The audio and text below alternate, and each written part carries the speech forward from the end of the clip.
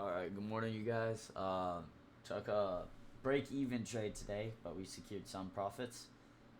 I took three off at this blue line at this high, and I mean it took. I guess I took it a little before, so at this high we went break-even. Let me move that. We took them off at this high, and then it instantly reversed and broke us even, and then ripped to my final take profit, which was the data highs. I'm not gonna look for anything. This happened too quick on my express. I couldn't enter on both, and I don't copy trade them because I like to have a little more size on my eval.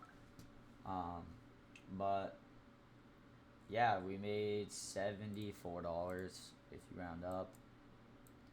And basically, why we took this trade is we had an SMT with ES at these lows right here. And so let me draw that out for you.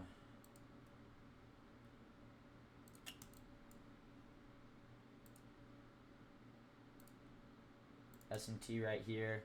And if we jump to the 3-minute over here, we had a very clean sweep and then inverse this 3-minute while changing state on this candle, entered right at candle close, and then wrote it to the highs.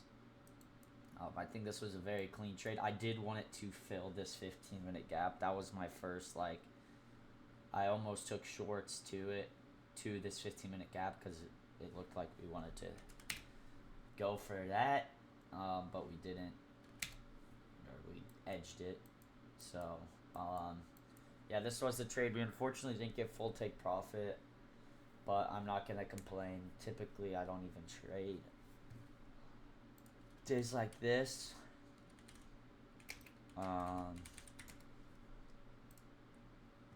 Yeah, CPI, typically don't trade it. Tomorrow should be good, and then Wednesday, PPI, I probably won't even, I'm not even going to wake up on Thursday.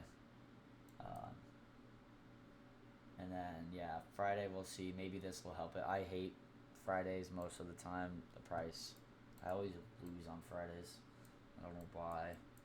But, yeah, that's it for today. I would look for a trade on the eval, maybe. I wanted to see an inverse. Like, I wanted to see this inverse here and go to this low, but it didn't even do that, so I would have gotten stopped out. Break even for sure on that trade. But yeah, I will see you boys tomorrow.